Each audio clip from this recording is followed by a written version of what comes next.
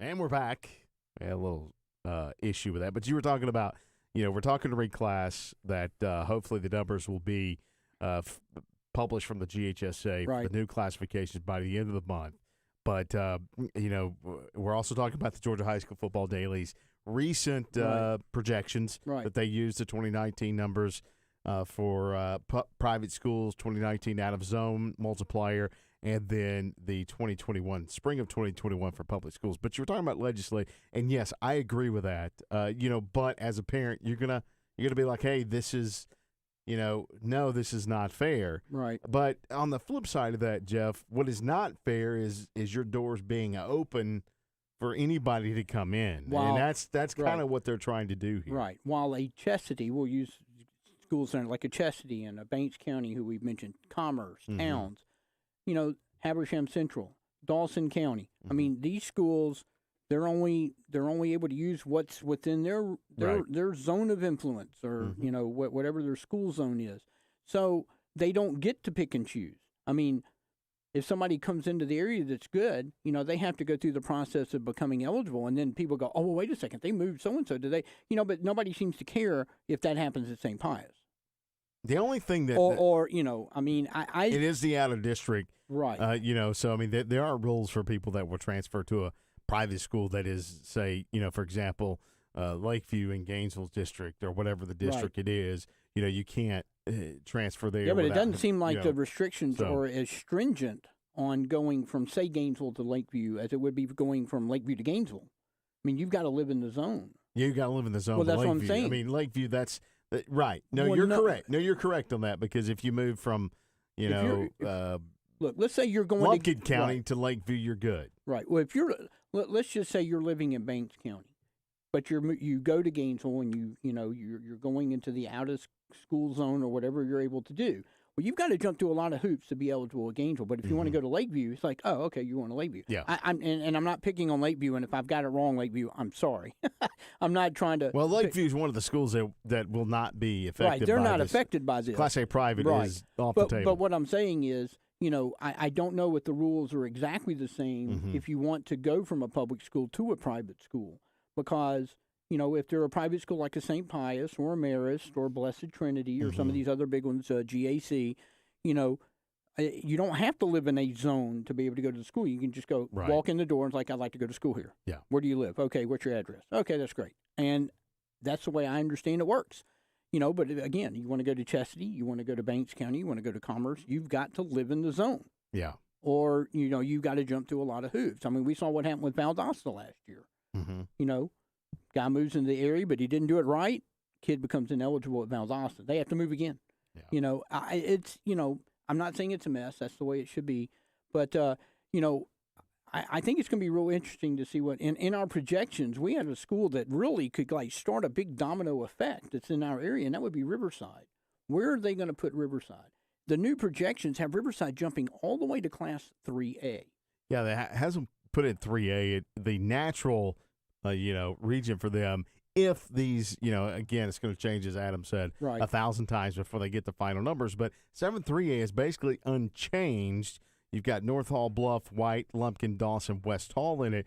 Gilmer is in the region now. They will stay in 3A, but will they decide to move them over to what is it, 6-3 or 7-3A, whichever's in the northwestern corner. Riverside would potentially move into 7-3A, but I believe that Riverside will appeal and win to stay down in 2A. And they might. And so when you jump down to look at 2A, okay, if Riverside doesn't win an appeal or doesn't want to go to 2A, you're left with 4 teams: Raven, Banks, Union, and Elbert. And I know they don't want 4 teams in a region if they can do that. Unless they force Fannin County.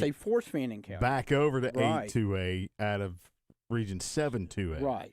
So, so Riverside could start kind of a domino effect of things depending on what they do. If they're putting 3A and they decide they want to stay in 3A and have a bunch of Gainesville, Hall County rivals. Yeah. Or it's like, no, we'd rather stay in 8-2A. But then what's that going to do depending, because Elbert County, we were looking at where would they go if something. Elbert's that.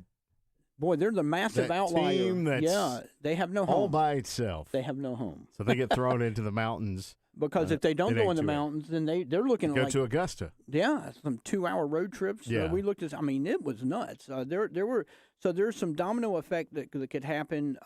The interesting region to me is a couple of regions will be Region 8 4A and Region 8 5A. Oh. And again, folks, this is just projections. projections off of Georgia High School Football Daily number. Flowery Branch and Jefferson in these numbers are projected to move up to 5A.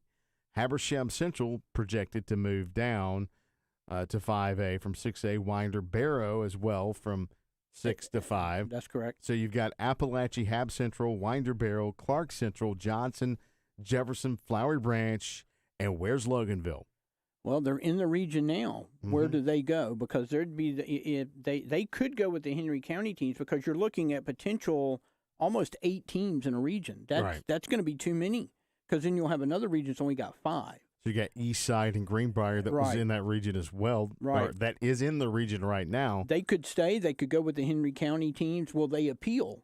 Either way, so they're based on, and this is based on the numbers that are out there right now. This probably will change, as Adam Lindsay said. It might change a couple of times. More than that.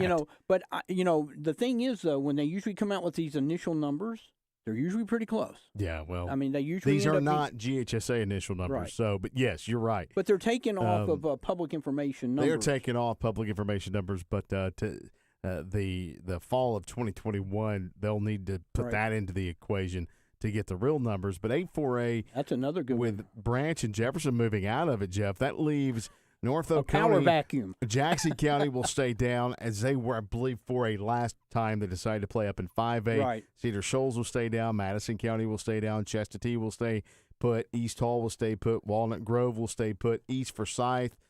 From the numbers we are hearing, they're going to go to 4A from 3A in their second year of existence. East Forsyth, right. And the only region that kind of makes sense is 8-4A, but again, they're like Elbert County, kind of. They're kind of the outlier. They are. And, the other thing we were talking about, that would they choose. So is Chestatee, really. Yeah. Would they choose to go ahead and just play up with their Forsyth brethren? I doubt it.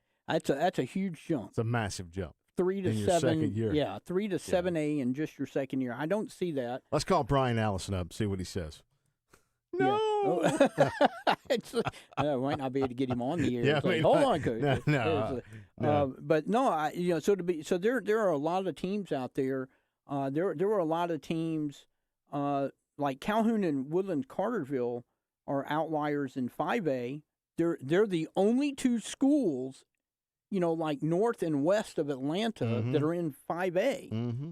Where do you put them? Yeah, that busts up that region they were in. Big time. I mean, they're looking at having to play possibly down in the Atlanta area, even south of that. I mean, that would be nuts. But I mean, it's hard to satisfy all these things. I always thought that the reclassification committee had the toughest job because you got to try to put people that make somewhat geographical sense.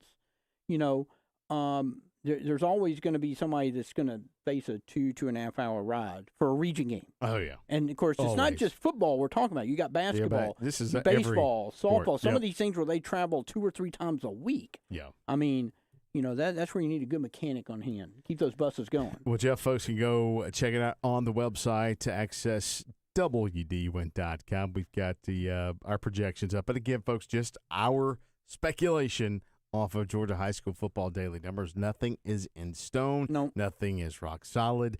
At the end of the month, hopefully, we'll have some more solid numbers from the Georgia High School Association. We got a later on this week, a Pick'em show's coming up. Right. Hopefully, we'll have the Pick'em show. It's coming up. We'll get Caleb on with us, and we'll talk who our picks are coming up here later this week. Also, other stuff on the website coming up as well, so keep an eye out for that as we'll wrap things up here on the show today. We've talked long enough, Jeff. Also, Hump Day Hype is going to make a return. Oh, boy. I'm working on one right now.